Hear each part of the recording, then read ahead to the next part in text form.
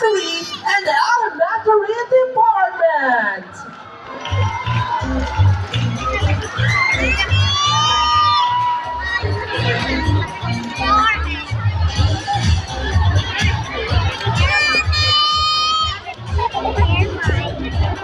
Ay, hindi pa ako kulit.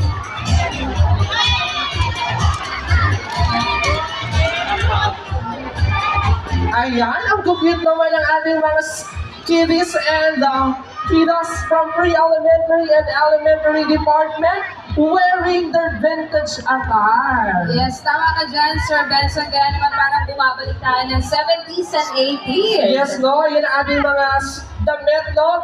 At parang lakad tuwing may mga diskuhan, no? Parties. Can you imagine? Sino kaya ang nakaabot pa ng 70s, 80s? Ako, hindi ko alam. Ayoko magsalita. Pero may tinitignan ka sa baba. Sir Randy, would you like to say something? Ayan.